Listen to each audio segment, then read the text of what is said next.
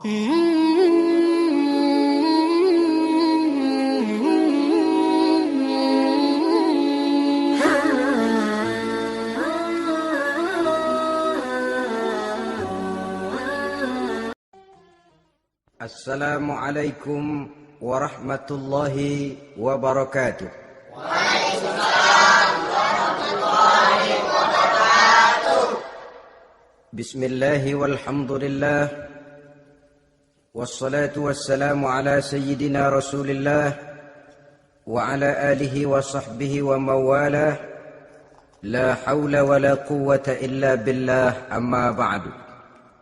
Saudara-saudara kaum muslimin yang berbahagia, di dalam kehidupan ini kita senantiasa mengambil iktibar, contoh dan teladan dari orang-orang sebelum kita. Itu sebabnya kepada baginda Nabi kita Muhammad sallallahu alaihi wasallam Allah Subhanahu wa taala menjelaskan cerita para nabi sebelum beliau dalam ayat "Tsumma naqussu 'alaika min amba'ir rusuli ma nusabbitu bihi fu'adak." Demikianlah kami ceritakan kepadamu wahai Muhammad sebagian dari kisah para rasul-rasul sebelum kamu yang dengan itu akan memperkuat hatimu, meneguhkan keyakinanmu dan memantapkan pendirianmu. Inilah manfaatnya belajar dari sejarah.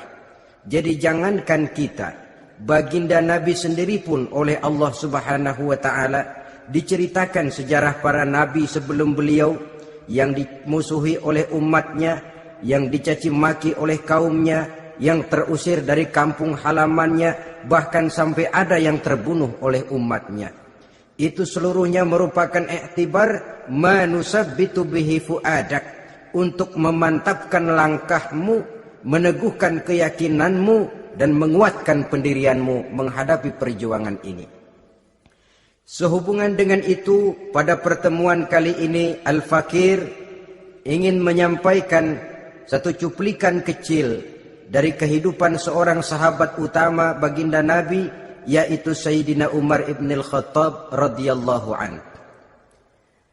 Beliau adalah Umar bin Khattab bin Nufail bin Abdul Uzza dari suku Quraisy golongan Bani Adi. Perawakannya tinggi, kekar dan gagah, melambangkan sifatnya yang pemberani, tegas dan tidak pernah kenal takut kepada siapapun. Sebelum mendapat hidayah, Umar bin Khattab termasuk orang yang berdiri di barisan orang-orang yang memusuhi umat Islam. Ia terperangkap dalam tradisi jahiliyah, di mana gemar berperang dan bermabuk-mabukan juga merupakan hal-hal yang pernah dilaksanakan dalam kehidupannya sebelum beliau masuk ke dalam agama Islam. Oleh karena itu, dalam kehidupan beragama, hidayah merupakan sesuatu yang penting. Bagaimanapun banyaknya dosa dan kesalahan yang telah dilakukan oleh seseorang, tidak seharusnya menyebabkan ia putus asa dari rahmah Allah. Sebaliknya, bagaimanapun banyak kebajikan dan kebaikan yang sudah dikerjakannya, tidak perlu membuat dia besar hati, puas, bangga, apalagi menjadi lalai karenanya. Sebab kita belum tahu akan bagaimana ujung perjalanan dari kehidupan kita ini. Saudara-saudara, kisahnya pun masuk Islam merupakan peristiwa yang menarik. Pada satu hari, dengan pedang terhunus, Umar bin Khattab menuju Darul Arqam, tempat di mana baginda Nabi biasa berkumpul dengan para sahabat. Melihat mukanya yang beringas, matanya yang nanar, orang sudah menyangka dan mengerti ini tentu akan terjadi pembunuhan. Dalam perjalanan menuju Darul Arqam, Umar bertemu dengan Nuaim bin Abdullah. Nuaim bertanya, "Ya Umar, mau kemana ente?" "Mau membunuh itu, si murtad itu." Si murtad yang mana? Yang mana lagi? Itu yang memecah belah kita, yang menghina berhala-berhala kita, yang menjelek-jelekkan nenek moyang dan keturunan kita. Siapa lagi kalau bukan Muhammad? Kata Nuaim Umar, enggak salah. Tidak salah lagi. Salah Umar. Salah kenapa? Apa kamu enggak malu? Kamu mau pergi membunuh Muhammad, sementara adikmu sendiri Fatimah, dia sudah termasuk salah seorang pengikut Muhammad. Mendengar ini, muka yang memang tadinya sudah marah dan merah, tambah jadi kelabu. Bukan main mangkalnya Umar bin Khattab. Orang lain dia musuhi, orang lain dia kejar-kejar. Ini malah adiknya sendiri menjadi pengikut dari baginda Nabi. Tidak jadi menuju Darul Arqam, dia berangkat ke rumah adiknya Fatimah. Adapun di rumah Fatimah sedang berkumpul Fatimah, suaminya Sa'id bin Zaid, dan seorang sahabat Habab ibnul Arad. Mereka sedang membaca Quran. Waktu itu Quran belum lagi dijilid macam sekarang, jadi masih merupakan suhuf atau lembaran-lembaran tercecer saja. Ketuk pintu. Ya tentu tidak assalamualaikum karena dia belum Islam. Tok, tok, tok. Siapa di luar? Umar. Mendengar suaranya saja, ini sahabat yang namanya Habab ibnul Arad sudah lari ke belakang pintu. Sambil komat kamit baca doa mohon diselamatkan oleh Allah. Adapun Fatimah yang sedang memegang suhuf, lembaran tulisan Quran itu, menyembunyikan suhuf itu di belakang bajunya. Umar masuk. Fatimah, saya bang. Apa benar berita yang saya dengar? Berita apa itu bang? Bahwa kau sudah masuk Islam. Bang, andai kata Muhammad memang benar, bagaimana? Sudahlah, jangan belit-belit. Jawab saja, kau masuk Islam benar atau tidak? Ya. Saudara hadirin, begitu dikatakan iya, tangannya langsung melayang, menampar muka adiknya ini, sehingga mengalir darah dari hidungnya. Suaminya Sa'id bin Zaid yang mencoba melindungi istrinya, dipegang lehernya, dibanting, diduduki dadanya. Oh ini jawara ini.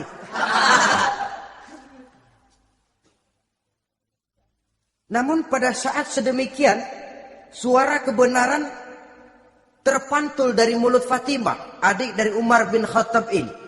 Umar, apakah engkau memukul orang yang bersaksi bahwa tidak ada Tuhan melainkan Allah dan Muhammad Rasulullah? Apakah engkau menganiaya seseorang yang terpanggil untuk mengikuti kebenaran? Manusia macam apa engkau Umar? Saudara, memang dia orang keras, tapi hatinya mudah menerima kebenaran. Sehingga mendengar kalimat adiknya ini tercenung dia sejenak, melongok, bengong kata anak sekarang. Ini kalau tidak karena keyakinan yang mantap, tidak mungkin orang ini, anak adik saya ini bicara macam begini. Umar, mengapa engkau memukul orang yang bersaksi bahwa tidak ada Tuhan melainkan Allah dan Muhammad Rasulullah? Mengapa engkau pukul orang yang mengikuti kebenaran, menerima hidayah dari Allah? Begitu yakin dan mantapnya, walaupun di tengah satu hal yang sangat menakutkan.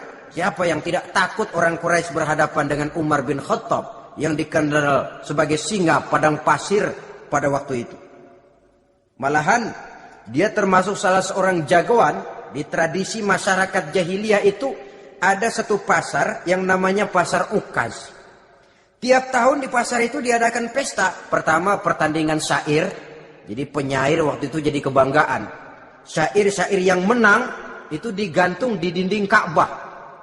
Jadi setiap suku akan bangga kalau mempunyai ahli syair yang hebat. Nah, lalu diadakan juga lah perlombaan balap kuda, memanah, termasuk gulat. Lah Umar ini tiap kali pertarungan mesti menang. Belum pernah ada yang berhasil mengalahkan dia. Jawara. Saudara-saudara, mendengar adiknya begitu mantap hatinya, apalagi ketika adiknya berkata begitu, suhuf lembaran yang disembunyikan di belakang bajunya tersembul. Apa yang kau sembunyikan di balik bajumu itu? Suhuf. Apa suhuf itu? Lembaran Al-Quran. Coba saya lihat. Enggak boleh. Kenapa? Kamu kotor. Orang kotor tidak boleh megang Quran. Saya mau lihat. Enggak boleh. Kalau kamu mau lihat, mandi dulu. Diturutinya permintaan adiknya itu. Lalu diambilnya suhuf tadi. Dia baca. Kebetulan ayat yang dibacanya ayat pertama dari surah Toha yang berlanjut dengan ayat 14 pada surah yang sama. Dia baca, Bismillahirrahmanirrahim. Toha ma anzalna ilaikal Qur'ana litasqa illa tazkiratan liman yakhsha. Toha, tidaklah aku turunkan Al-Quran ini untuk bikin sukar manusia, melainkan merupakan pengingat bagi orang-orang yang takut kepada Allah. Lalu pada ayat ke-14, Innani anallahu la ilaha illa ana fa'budni. Sesungguhnya akulah Allah, tidak ada Tuhan melainkan aku, maka hendaknya hanya kepadakulah kamu menyembah. Wa aqimis sholata li dzikri, dirikanlah salat untuk mengingat aku. Innas sa'ata atiyatun akadu ukhfiha litujza kullu nafsin ma tas'a. Sesungguhnya kiamat itu pasti akan datang, yang sengaja waktunya kami tidak beritahukan kepada kamu semua, untuk kami balas segala setiap orang tentang apa saja yang telah mereka lakukan dalam kehidupan di dunia ini. Setelah membaca ayat ini, gemetar tangannya. Ini sih nggak main-main ini. Ini belum pernah saya baca ajaran semacam ini. Tidak patut orang yang mempunyai kitab suci semacam ini dimusuhi. Ini sesuatu yang benar, tergetar jiwanya. Hei Fatimah, Muhammad di mana Muhammad? Saya tidak akan memberitahu kepada kamu. Di mana? Saya tidak akan memberitahu. Lebih baik kau bunuh saya kalau memang maksudmu mau mencelakakan Muhammad. Sama sekali saya tidak akan mencelakakan dia, Fatimah. Kasih tahu saja, di mana dia? Darul Arqam. Bergegas dia menuju Darul Arqam. Di dalam Nabi memang sedang kumpul dengan para sahabat.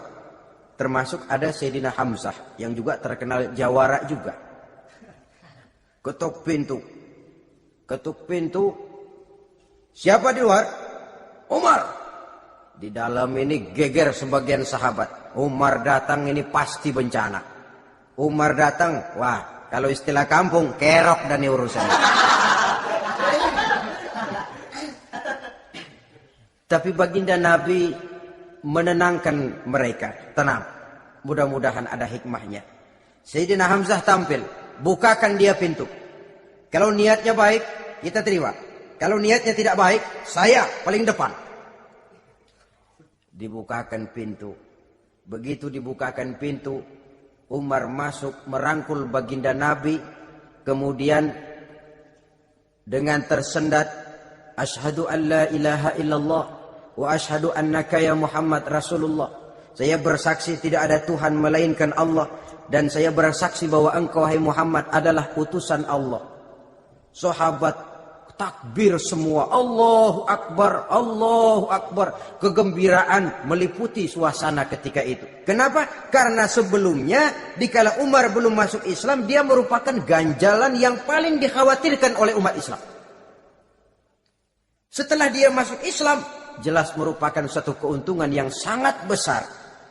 Dan dia tertarik kepada Islam bukan karena bujuk rayu orang, tidak karena diberikan harta, tidak karena diiming-iming oleh kedudukan tinggi, tapi karena kebenaran, hidayah menembus hatinya melalui wasilah ayat dalam surah Toha yang dibacanya melalui suhuf yang dipegang oleh adiknya tadi. Sejak saat itu berubah 180 derajat Umar bin Khattab radhiyallahu anhu. Tetapi tetap dengan sifatnya keras, tegas, dan tidak pernah kenal takut kepada siapapun. Cuma kalau sebelum Islam, dia kerasnya kepada Islam. Setelah dia masuk Islam, muter arah. Kepada siapapun yang memusuhi Islam, dia bersikap keras, tegas, dan tidak pernah kenal takut. Bahkan setelah beliau masuk Islam, satu hari ketika di Darul Arqam kumpul-kumpul, waktu itu Nabi belum berdakwah secara terbuka karena pengikut masih sedikit. Sayyidina Umar usul, "Ya Rasul, ada apa Umar? Alasna 'alal haq fi mamatina wa mahyana?" Ya Rasul, bukankah kita ini berdiri di atas sesuatu yang benar? Bukankah mati kita, hidup kita untuk melaksanakan sesuatu yang benar?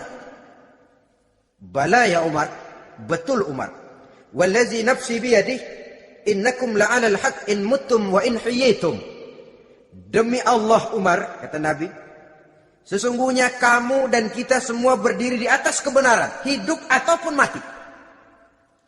Setelah mendapat jawaban begini, Umar masuk kepada tujuan pembicaraannya. Izan ya Rasul, fafimal ikhtifaq. Kalau memang begitu ya Rasul, kalau memang kita yakin kita berdiri di atas kebenaran, kita hidup karena kebenaran, kita mati pun memperjuangkan kebenaran, fafimal ikhtifaq. Kenapa mesti ngumpet-ngumpet? Kenapa harus sembunyi-sembunyi?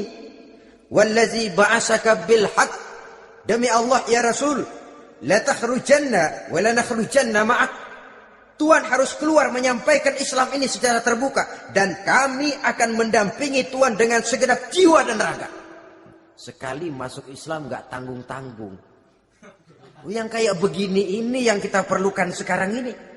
Begitu masuk Islam, nggak tanggung seluruhnya, jiwa dan raganya masuk Islam. Beliau yang pertama kali mengajukan ide, kenapa harus dakwah sembunyi ya Rasul? Wong kita berdiri di atas kebenaran, memperjuangkan sesuatu yang hak. Kalau kita mati, kita pun mati membela kebenaran. Kenapa mesti fafimal ikhtifaq? Kenapa harus sembunyi-sembunyi? Mulai sekarang mari keluar ya Rasul, saya akan dampingi Tuhan, nyawa taruhannya. Saudara hadirin yang saya hormati, selalu dia tempat-tempat yang pernah dia melaksanakan maksiat sebelum dia Islam, selalu dia kunjungi sampai dia berkata, tidak ada tempat yang pernah saya melakukan kesalahan sebelum saya Islam yang harus saya tutupi dengan kebajikan setelah saya Islam sekarang ini. Bahkan ada satu riwayat menjelaskan beliau itu yang tinggi badannya, kekar perawakannya, gemetar orang ngadepin dia. Tapi beliau sendiri sangat mudah gemetar kalau sudah mendengar ayat-ayat Allah. Sehingga ada satu riwayat menjelaskan Sayyidina Umar itu setelah masuk Islam, kalau sholat kadang-kadang bila menoleh ke kanan beliau senyum, bila menoleh ke kiri beliau menangis, berurai air mata. Ada orang bertanya, ya Umar, kenapa menengok ke kanan kau senyum, ke kiri kau menangis? Itulah kalau saya ingat jahilnya saya sebelum Islam. Adapun bila saya menoleh ke arah sebelah kanan, saya tersenyum, teringat betapa dulu saya membuat berhala dari korma.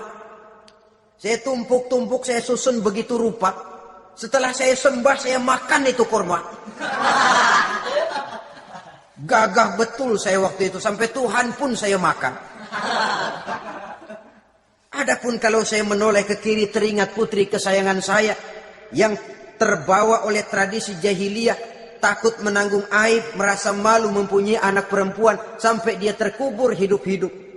Berurai air mata saya mengingat semua itu. Padahal Nabi sudah memberikan jaminan. Sebab saudara jangan lupa, orang kafir masuk Islam, dalam Islam itu dihitung dari bayi lagi. Dari nol, itulah untungnya. Jadi misalnya sudah 60 tahun, dari kecil sampai 60 tahun kafir. Umur 61 masuk Islam. Nah, sejak umur 61 itulah yang dihisab oleh Allah. 60 tahun ke bawah gratis bersih pemutihan. Istimewa betul. Tapi jangan lalu diniatin, gua kafir aja. Nanti sudah tua-tua mau giliran mati baru Islam. Nah, itu diniatin lain. Ini yang karena faktor hidayah, saudara-saudara. Nah, cintanya kepada baginda Nabi luar biasa. Dalam setiap pertempuran beliau selalu di front terdepan. Bahkan demikian cintanya sampai ketika hari di mana baginda Nabi wafat, saudara-saudara. Disampaikan berita wafat Nabi kepada Umar ini. Ya Umar, baginda Nabi sudah wafat. Kamu ngomong apa? Baginda Nabi sudah wafat. Bukan sedih, nyabut pedang, keluar matanya melotot. Siapa yang bilang Muhammad mati, saya tabas batang lehernya. Begitu cintanya beliau kepada baginda Nabi, sampai-sampai nggak menerima kalau Nabi wafat. Taruhlah nggak bisa mati bersamaan, bolehlah mati beriring-iring saja barangkali maksudnya. Saudara-saudara, cabut pedang, kelayaban kemana-mana. Ayo, siapa ngomong Muhammad mati, saya tebas batang lehernya. Sampai bertemu dengan Sayyidina Umar, Sayyidina Abu Bakar. Di tempat orang banyak, Sayyidina Abu Bakar yang bijaksana ini pidato. Ayuhan nas, man kana ya'budu Muhammadan, fa inna Muhammadan qad mata. Wa man kana ya'budu Allah, fa inna Allah hayyun la yamut. Wahai manusia, barang siapa yang menyembah Muhammad, maka Muhammad sudah mati. Tetapi barang siapa yang menyembah Allah, Allah akan hidup selamanya dan tidak akan pernah mati. Mendengar pidato ini, Sayyidina Umar sadar bahwa sebenarnya yang tidak bisa mati itu cuma Allah. Bagaimanapun agungnya baginda Nabi, besarnya baginda Nabi, tinggi akhlak budi pekertinya Nabi, cintanya beliau kepada Nabi, toh Nabi manusia. Dan manusia harus mati. Kemudian dibacakan surah Ali Imran ayat 144. Wa ma Muhammadun illa rasul qad khalat min qablihi rusul afa immata aw qutilan qalabtum ala aqabikum. Muhammad tidak lain daripada manusia, telah datang kepadanya rasul, apakah jika ia mati engkau kembali menjadi murtad atau mundur ke belakang? Mendengar ayat ini dibacakan, Sayyidina Umar sadar, berurai air matanya, menangis dalam kesedihannya. Ini cintanya yang demikian tinggi kepada baginda Rasulullah sallallahu alaihi wasallam. Begitulah seluruh kesalahan yang dia lakukan pada saat sebelum dia masuk Islam, berusaha dia tutupi dan dia tebus dengan segala kebaikan, pengabdian, perbuatan soleh setelah dia masuk Islam. Sehingga diajarkan oleh baginda Nabi, ittaqillaha haitsu ma kunta wa atbi'i sayyi'atal hasanata tamhuha wa khaliqin nasa bi khuluqin hasanin. Bertakwalah kamu kepada Allah, kata Nabi, dimanapun saja kamu berada. Jadi takwa tidak kenal tempat. Dimanapun saja kamu berada, bertakwalah kepada Allah. Di rumah takwa, di pasar takwa, di kantor takwa, di tengah orang banyak takwa, pada waktu sendirian takwa. Ittaqillaha haitsu ma kunta. Bertakwalah kau kepada Allah dimanapun saja kamu berada. Jangan takwa pakai tempat. Di masjid takwa, di kantor nyolong. Itu tidak haitsu ma kunta yang diajarkan oleh Nabi. Dimanapun kamu berada, bertakwalah kepada Allah. Wa atbi'i sayyi'atal hasanah tamhuha. Dan iringi perbuatanmu yang salah dengan kebaikan. Jadi kalau satu saat terselip kita berbuat salah, cepat iringi dengan kebaikan. Tamhuha, dengan harapan kebaikan yang kita kerjakan akan menutupi dosa yang terselip kita lakukan. Amin. Ngomongin orang, astagfirullahaladzim, banyak istighfar. Istighfarnya mudah-mudahan bisa nutupin dosa karena ngomongin orang. Tapi jangan lalu tambal sulam, ngomongin orang istighfar, terus ngomongin lagi istighfar lagi. Itu tentu tidak bisa dengan cara begitu. Barangkali terselip pernah mengambil harta orang tanpa alasan yang hak, imbangi dengan rajin sedekah misalnya. Barangkali pernah menyakiti hati orang, imbangi dengan perbuatan yang bisa menyenangkan hati orang lain. Itu namanya mengiringi perbuatan yang bersifat salah dengan kebajikan. Ini yang dilakukan oleh Sayyidina Umar. Setiap pelosok hampir dia datangi. Tempat-tempat di mana dia pernah melakukan kesalahan sebelum Islam, di sana dia tegakkan kebajikan dan kebaikan. Kegagahannya, keperkasaannya, keberaniannya sepenuhnya bulat-bulat sudah diwakafkan untuk kepentingan Islam. Saudara hadirin yang saya hormati, Diperlukan orang-orang yang punya keberanian macam Sayyidina Umar. Berani karena panggilan hidayah, bukan berani babi. Babi berani juga babi, cuman nyeruduk. Artinya berani yang tanpa pertimbangan. Berani yang tanpa pertimbangan pada akhirnya akan menyulitkan kita sendiri. Beliau gagah, beliau berani, beliau punya kekuatan, beliau punya wewenang, dan itu dimanfaatkannya untuk menjadi backing baginda Nabi kita Muhammad sallallahu alaihi wasallam. La takhrujanna wa la nakhrujanna ma'ak ya Rasul. Rasul, keluar, sampaikan dakwah secara terbuka. Saya akan mendampingi Tuhan. Jika ada yang ganggu Tuhan, saya paling depan. Backing yang mendampingi Rasul untuk menyampaikan risalah Islamiyah ini. Saudara hadirin yang saya hormati, wa khaliqin nasa bi khuluqin hasanin, kata Nabi, dan pergaulilah manusia dengan akhlak yang baik, karena dengan ini kau bisa mengambil hati orang. Dalam hadis lain katakan, innakum la tas'una an-nasa bi amwalikum walakin yas'uhum minkum bastul wajhi wa husnul khuluq. Kamu tidak akan bisa menyenangkan orang banyak dengan hartamu, tapi kamu bisa ambil hati mereka dengan budi pekerti yang luhur dan muka yang manis. Dengan harta belum tentu kita bisa menyenangkan semua orang. Tapi budi pekerti yang luhur, muka yang manis, itu yang akan bisa membuat kau menyenangkan orang banyak. Setelah baginda Rasul wafat,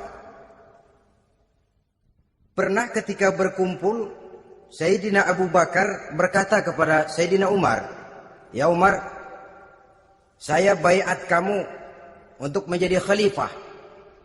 Jawab beliau, "Sayalah yang akan membaiat Tuan. Tapi Anda lebih utama dari saya, Umar. Keutamaan saya akan saya berikan kepada Tuan untuk mendukung kekhalifahan Tuan." Di sini kelihatan wataknya yang tidak ambisius. Gagah, berani, perkasa, tapi tahu diri. Enggak nyelonong. Tidak menggunakan kekuasaannya, kegagahannya untuk maksud yang sewenang-wenang. Oleh karena itu setelah Sayyidina Abu Bakar wafat, beliau dilantik menjadi khalifah, keluarlah pidatonya yang terkenal. Ayyuhan nas, inni qad wullitu alaikum walastu bi khairikum. Hai manusia, aku telah dipilih menjadi pemimpin kamu. Padahal aku bukanlah orang yang terbaik di antara kamu. Kalau tidaklah karena aku melihat keutamaan, keteguhan yang dapat melindungi kalian, berat rasanya aku memikul amanah ini. Sebab apa? Alangkah beratnya menunggu datangnya perhitungan di akhirat nanti terhadap Umar.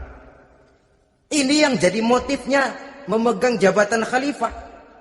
Sungguh berat bagi Umar menunggu datangnya saat perhitungan. Sehingga seolah-olah kalau bisalah jadi Umar bin Khattab saja, jangan jadi khalifah kalau bisa. Tapi moya umat sudah kadang memilih.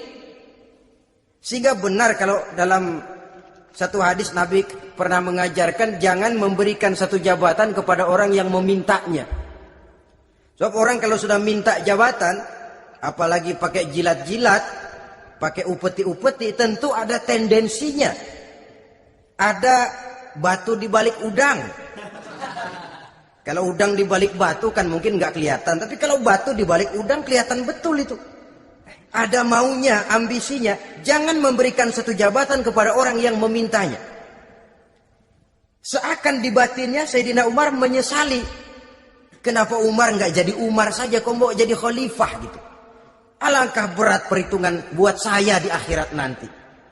Nah, setelah jadi khalifah, sebagai satu i'tibar, saya akan mencoba mengemukakan beberapa sifatnya yang menonjol untuk pelajaran buat kita semua. Pertama, sikapnya terhadap keluarganya setelah beliau menjadi khalifah. Kedudukan sebagai keluarga Umar bin Khattab bukan merupakan kedudukan istimewa. Itu ditanamkan betul kepada keluarganya. Jangan karena bapakmu khalifah, Lalu mentang-mentang anak khalifah kau merasa dapat fasilitas, merasa bisa berbuat semau-maumu, kau harus punya tanggung jawab dan beban moral, memberikan contoh yang lebih baik kepada rakyat. Ini yang ditekankan kepada keluarganya. Kalau beliau mau mengeluarkan undang-undang, undang-undang itu lebih dahulu dibicarakan di tengah keluarganya, kumpul anak-anaknya, ini akan ada undang-undang begini.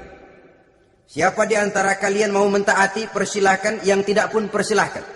Tapi saya ingatkan, kalau ada dari keluarga Umar yang melanggar peraturan yang saya keluarkan ini, saya akan menghukumnya 2 kali lipat karena dia keluarga saya. Menghukumnya 2 kali lipat karena dia keluarga saya. Jadi bukan mentang-mentang anak babe, lalu kebal hukum. Tidak. Siapa yang di antara kalian melanggar peraturan ini, akan aku kenakan hukuman 2 kali lipat karena dia keluargaku. Nah, saudara hadirin yang saya hormati, lalu berwibawa, dijaga betul keluarganya. Suatu hari beliau datang ke rumah putranya Abdullah bin Umar. Ketika masuk dilihatnya Abdullah bin Umar sedang makan daging. Makan daging. Merah muka Umar. Mentang-mentang anak khalifah ya. Mentang-mentang anak Amirul Mukminin ya, kamu makan daging. Lihat tuh rakyat kita masih banyak yang kelaparan, makan daging, makan roti keras. Padahal itu halal. Sesuatu yang diperoleh dengan usahanya sendiri. Tetapi begitu hati-hatinya Umar untuk menjaga pandangan orang. Keluarga khalifah merupakan beban moral sebab akan dijadikan contoh oleh rakyatnya. Mentang-mentang anak khalifah ya makan daging.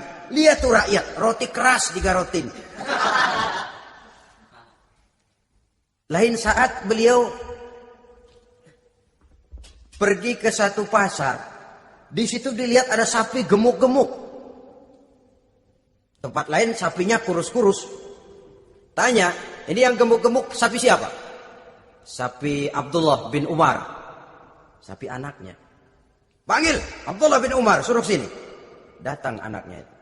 Abdullah bin Umar, bagaimana ceritanya sampai ini? Begini, Bapak. Dahulu itu dengan uang saya beli sapi kurus-kurus. Lalu saya rawat. Saya berikan upah orang untuk merawat sapi-sapi itu. Sampai sekarang dia menjadi gemuk. Akan saya jual dan keuntungannya tentu sesuatu yang halal. Subhanallah, kata Umar. Kau ini anak Amirul Mukminin. Jual sapimu. Ambil modalnya, untungnya, masukkan baitul mal untuk urus kepentingan orang Islam. Dia nggak mau anaknya terlibat bisnis, ndompleng kekuasaan ayahnya. Karena mentang-mentang anak khalifah lalu segala macam bisnis lancar. Orang takut karena apa? Anak babe. Ada lagi. Pada waktu pembagian harta ghanimah, putri beliau yang namanya Hafsah, ini adalah istri baginda Nabi, meminta bagian. Kaum kerabat ayah, ini kerabat khalifah. Kitalah dulu kerabat. Kalau kau kerabatku, maka jatahmu nanti dari ayahmu. Harta ini masih lebih banyak dibutuhkan oleh orang-orang Islam. Nanti belakangan kalau ada sisanya. Belakangan kalau ada sisanya. La haula wala quwata illa billah.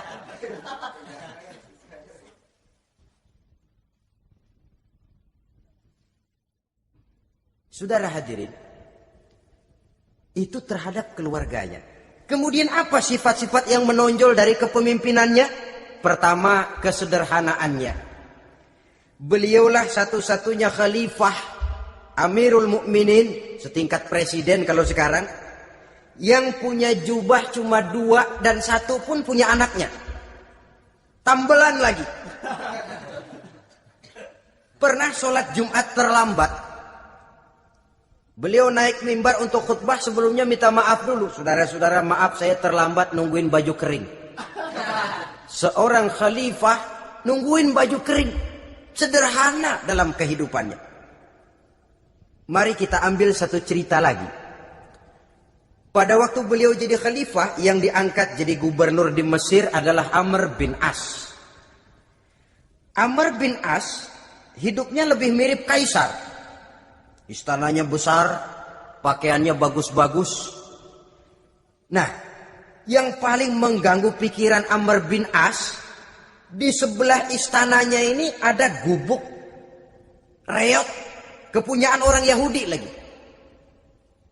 Ini nggak pantas bener, masa di samping istana gubernur ada gubuk reot. Orang Yahudi lagi yang punya. Ini mesti udah bikin saja rencana, panggil dinas tata kota, bikin planning. Di sini mau dibangun masjid, proyek negara. Bikin gambarnya, susun anggarannya, tender. Saudara-saudara, si Yahudi yang punya gubuk reot dipanggil. Yahudi, ada apa, Pak? Kamu tahu nggak? Enggak. Iya, memang belum saya kasih tahu.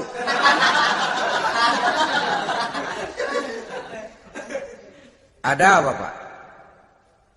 Itu kamu punya gubuk. Tahu? Kena proyek. Proyek apa, Pak? Kami mau bangun masjid besar di situ. Dan tidak sesuai ada gubuk reot di samping tempat gubernur. Jadi maksud Bapak, gubukmu, tanah-tanahnya mau saya bebaskan. Saya beli. Enggak mau, Pak. Saya enggak mau jual. Saya bayar 2 kali lipat. Enggak mau. 3 kali lipat. 6 kali lipat juga enggak mau, Pak. Saya dari muda peres keringat banting tulang cuma segitu-gitunya, Pak, tempat saya tinggal. Gubuk reot sama tanahnya sedikit. Makmur saya, Pak, cuma rumah sama sumur.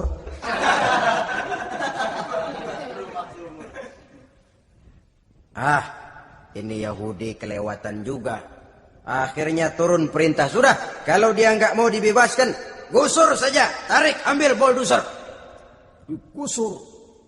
Yahudi ini berurai air matanya. Aduh, begini jadi rakyat kecil. Udah jatuh ketiban ember lagi. Tapi pikir-pikir Amr bin As kan bukan yang paling atas. Dia kan cuma pejabat, masih ada atasannya lagi. Lapor lapor. Yahudi ini berangkat ke Madinah. Bayangkan dari Mesir ke Madinah. Jalan. Di sepanjang jalan dia berpikir membanding-banding. Kalau gubernurnya saja istananya begitu mewah, apalagi khalifahnya. Kalau gubernurnya galak main gusur, apalagi khalifahnya. Dan saya bukan orang Islam, apa dia lemin ngadu? Apa dapat tanggapan? Berangkat dia sambil harap-harap cemas. Sampai di pintu kota Madinah, dia temui orang lagi tidur di bawah pohon korma. Selamat siang, Pak. Ada apa? Pak. Apa? Mau lapor. Lapor apa? Bapak tahu Khalifah Umar bin Khattab? Tahu. Istananya di mana, Pak? Istananya di atas lumpur. Di atas lumpur. Di atas lumpur. Pengawalnya banyak, Pak. Banyak. Siapa, Pak? Yatim piatu, janda-janda tua, orang-orang miskin, orang-orang lemah. Itu pengawalnya. Pakaian kebesarannya apa sutra apa, Pak? Pakaian kebesarannya malu dan takwa. Saya nggak ngerti, Pak. Itulah Umar bin Khattab. Lalu orangnya sekarang di mana, Pak? Di depan ente. Rupanya yang dia tanya itulah orangnya. Gemeter Yahudi ini. Keringat bercucuran. Coba, istananya di atas lumpur. Sebab beliau berprinsip, bagaimana saya bisa menghayati nasib rakyat kalau saya tidak merasakan apa yang mereka rasakan? Bagaimana saya nggak bisa tahu sakitnya lapar kalau saya belum pernah kelaparan? Itu prinsipnya. Istananya di atas lumpur. Para pengawalnya yatim piatu, janda-janda tua, orang-orang miskin, orang-orang lemah dan tidak mampu. Dan pakaian kebesarannya malu dan takwa. Kamu dari mana? Dari Mesir, Pak. Ada apa? Mau laporan gubernur Bapak di Mesir yang namanya Amr bin As. Kenapa? Main gusur aja, Pak. Ceritanya, Iya, dia mau bangun masjid. Kebetulan di areal itu saya punya tanah sama gubuk segitu-gitunya. Saya nggak mau dibeli, digusur Pak. Saya mau mencari keadilan. Begini, kamu lihat tempat sampah itu. Lihat, di situ banyak tulang. Coba kamu ambil kemari satu, tulang unta, bawa sini. Bingung Yahudi. Pak, saya kemari mau cari keadilan. Kalau tulang mah di Mesir juga banyak Pak. Sudahlah, pokoknya kau ambil saja tulang itu. Dicoker-coker, dapat, dikasih. Tulang itu digaris lurus oleh Sayyidina Umar dengan ujung pedang. Red. Nah, nih, kau bawa kepada Amr bin As. Makin bingung itu Yahudi. Suruh bawa tulang cuman digaris. Nanti saya ngomong apa Pak? Sudahlah, kasih saja. Pulang dia. Sampai di Mesir, Tuan Gubernur, ada apa? Saya baru menghadap khalifah. Kemudian beliau sampaikan ini, dikasih tulang. Amr bin As ngelihat tulang ada goresan lurus dengan ujung pedang, gemetar, badannya keluar keringat dingin, panggil kepala proyek, proyek batal, masjid nggak jadi didiriin, itu gubuk Yahudi diriin lagi. Ini Yahudi makin bengong. Ini gubernur dapat tulang doang segitu takutnya.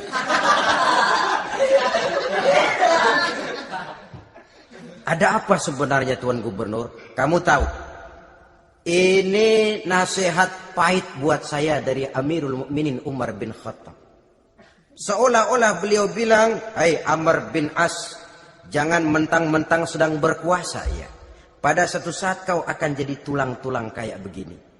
Maka mumpung kamu masih hidup dan berkuasa, berlaku lurus dan adillah kamu seperti lurusnya garis di atas tulang ini. Keren. Lurus, adil, jangan bengkok. Sebab kalau kamu bengkok, nanti aku yang luruskan pakai pedangku." Siapa yang nggak ngeper digituin? Sampai akhirnya apa? Kata si Yahudi, "Pak, kalau begitu Islam adil ya." Adil.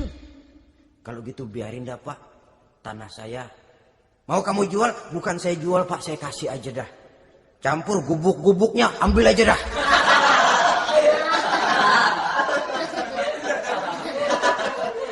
Masuk Islam si Yahudi ini oleh karena keadilan dari Umar bin Khattab.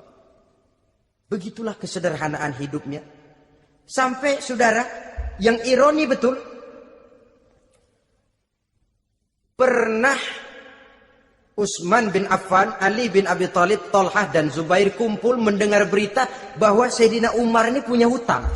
Bayangkan, seorang khalifah untuk melangsungkan hidupnya sampai punya hutang. Padahal Baitul Mal di bawah kekuasaannya. Berunding Utsman, Ali, Thalhah, Zubair.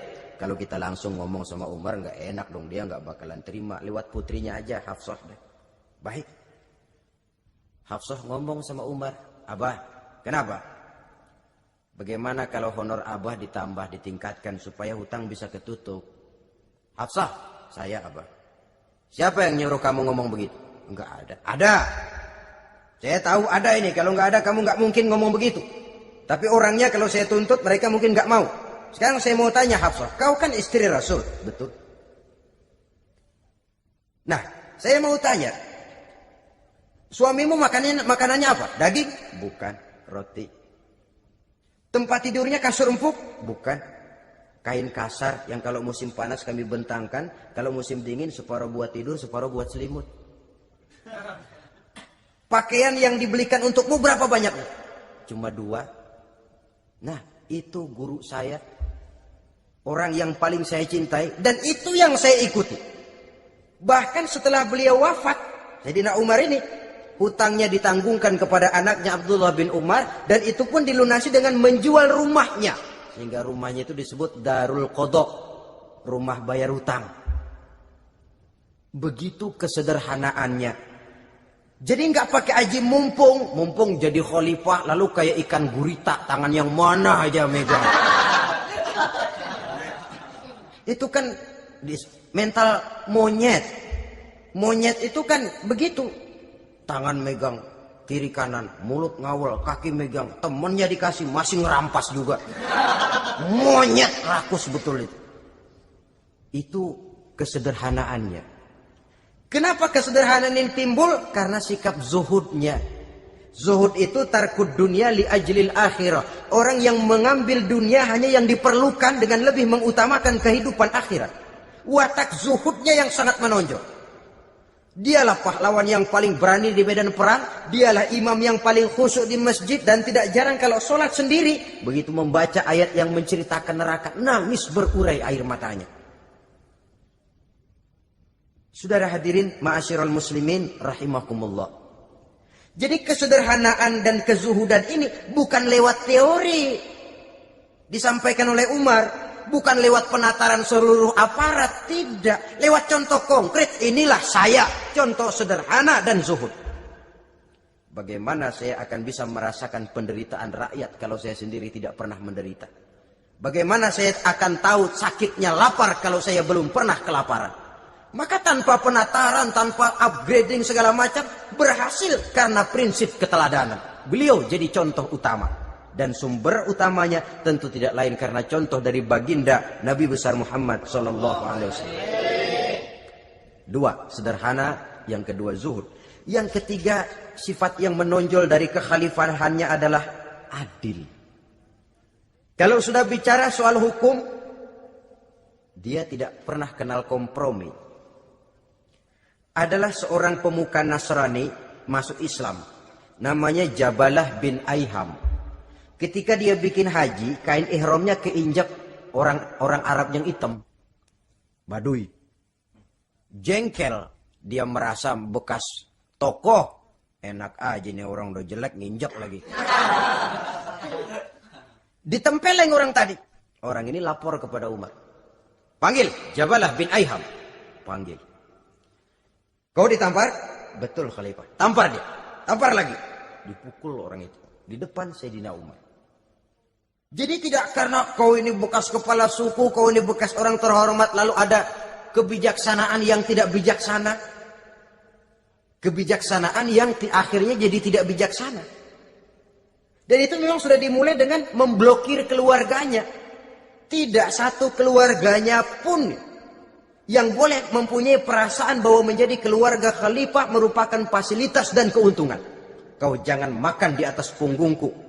Kau jangan menikmati fasilitas di atas keringatku. Dan tidak ada keinginan mewariskan jabatan khalifah kepada anak-anaknya. Pernah beliau musyawarah. Saya bingung. Kenapa khalifah? Gubernur Kufah ini sulit nyari orang. Diangkat yang lemah, rakyat ngeluh. Diangkat yang keras, rakyat juga ngeluh. Ada calon khalifah. Kalau ini mah nggak salah lagi nih buat gubernur Kufah. Siapa? Abdullah bin Umar. Anak beliau sendiri. Melotot matanya. Jangan macam-macam kau. Cukup satu orang Umar memegang jabatan ini. Kalau berhasil, kami keluarga Umar sudah merasakannya. Kalau gagal, cukup kegagalan seorang Umar. Tidak berusaha mengorbitkan anaknya. Wah, anak babe diangkat jadi ano. Tidak, malah diblokir. Cari yang lain. Tapi Abdullah bin Umar cukup syarat ya khalifah. Dia orang bertakwa dan soleh. Yang takwa dan soleh bukan cuma anak Umar. Anak orang lain juga banyak yang takwa dan soleh. Itu prinsipnya. Sehingga ketegasannya ini membuat orang jadi sungkan. Dan tidak seorang pun berani kirim-kirim upeti hadiah. Pernah itu ada pejabat dari Azerbaijan kirim makanan. Kue, mending apa? Kue. Gitu dicicipi enak. Enak juga ya kue ini. Enak khalifah. Ini di sana apa makanan rakyat biasa? Bukan. Ini makanan orang-orang VIP. Nah, dibungkus lagi itu kue. Dibungkus. Ontamu mana? Di luar. Ambil, bawa pulang, serahkan lagi kepada gubernur di sana, kasih tahu salam dari Umar bin Khattab. Kenyangkan dulu rakyat dengan makanan seperti ini. Kita belakangan. Jadi kalau rakyat lapar, saya orang pertama yang akan merasakan kelaparan. Tapi kalau rakyat makmur, biarlah saya menjadi orang terakhir yang kenyang. Kan bagus prinsip itu. Jikalau rakyat kelaparan, saya akan jadi orang pertama yang merasakan lapar. Tapi kalau rakyat makmur, biar saya jadi orang terakhir yang kenyang. Jangan dibalik. Pada saat rakyat kelaparan, dia kekenyangan. Dan selanjutnya, sikap keadilannya ini saudara-saudara menyebabkan hukum lalu jadi berwibawa. Pernah beliau jalan-jalan di lorong kota Madinah, di tempat yang namanya Harah bersama Aslam. Ada ibu-ibu, anaknya nangis, lapar mah, sabar dikit lagi matang katanya. Emang tuh ibu lagi ngerebus, bunyi air ngegulak, luguk. Umar lihati dari jauh, belum juga matang. Nih anak dari nangis lapar sampai capek nangis sampai tidur. Anak tidur, Umar samperin, Bu, emang masak apa sih kok nggak bisa matang? Saya nggak masak apa-apa tuan. Itu pating kerubuk apa? Ketika dibuka ya cuma air saja. Subhanallah, ibu sudah ngebohongi anak ibu sendiri. Habis harus bagaimana tuan? Saya sudah nggak punya makanan untuk dimasak. Sementara perut nggak kenal kompromi. Jalan satu-satunya ya terpaksa anak saya bohongi. Saya bilang sebentar lagi matang sampai dia tidur sekarang ini. Memangnya Khalifah Umar gimana sih ngurusi rakyat? Subhanallah, dia orang zalim. Dia yang memegang urusan kami tapi dia nggak tahu nasib saya. Anak kelaparan, keluarga terlantar. Oh begitu. Iya. Zalim betul Umar bin Khattab itu. Kalau begitu ibu tunggu sebentar. Dia pulang bersama Aslam menuju Baitul Mal. Dia ambil tepung 1 karung, dipikul sendiri. Dipikul sendiri, kata Aslam, ya Khalifah biar saya yang bawa. Jangan. Kenapa Khalifah? Apa kau kira kau sanggup mikul dosa saya di akhirat nanti? Biar saya yang mikul sendiri. Dia bawa ke tempat tuh ibu-ibu. Dia masakin sendiri. Nah bu, sudah matang, persilakan masak. Makan. Alhamdulillah Tuan. Mudah-mudahan Allah memberkahi Tuan. Tuan lebih baik dari Umar bin Khattab yang zalim itu. Memang sebenarnya Tuan siapa, kata tuh ibu. Saya, iya. Saya ya Umar bin Khattab yang ibu bilang zalim itu. Gemetar si ibu. Gemetar si ibu. Tapi memang peka dan menghargai kritik orang. Tidak membungkam setiap orang yang nadanya sumbang atau berbeda. Kadang beliau berkata, saya khawatir karena orang terlalu segan dengan saya lalu nggak ada yang berani negur kalau saya salah. Kan begitu biasanya. Karena sudah terlalu segan lalu semuanya orang mau diaminin saja. Asal dibilang nggak benar marah, jengkel. Lalu disingkirin, maunya diiyain, inggih kula nuwun. Oke bos. Beliau bilang saya khawatir kalau tidak ada orang yang mau menegur kesalahan saya jika saya terlanjur nanti. Tahu muncul orang. Demi Allah, saya akan menegur Tuhan dengan pedang saya ini. Cerah mukanya, senyum bibirnya. Alhamdulillah, anak muda, saya memerlukan orang macam kau. Yang berani berkata ya terhadap yang benar dan tidak terhadap yang tidak benar, apa dan bagaimanapun resikonya. Di sini kelihatan sikap beliau menghadapi orang yang berbeda pendapat. Keadilan, keberanian dan ketegasan, cepat menerima kebenaran, merupakan serentetan dari sifat-sifat utama beliau sejak masuk Islam sampai menjadi khalifah yang kedua. Bahkan dengan jasa beliau, Islam kemudian tersebar, menembus dinding Jazirah Arabia, memasuki Bizantium dan Persia, sehingga beliau juga dikenal sebagai periode Al-Futuhat Al-Islamiyah. Nah, saudara-saudara, inilah cuplikan kecil dari kehidupan seorang agung dan besar yang memang sangat terbatas kata-kata untuk melukiskan kebesaran itu. Namun yang secuplik ini mudah-mudahan menjadi sumbangan moral dalam rangka kita memperbaiki diri menuju kehidupan yang lebih baik. Terima kasih banyak atas segala perhatian. Mohon maaf atas segala kekurangan. Usikum wa nafsi bitaqwallah. Wassalamualaikum warahmatullahi wabarakatuh. Waalaikumsalam warahmatullahi wabarakatuh.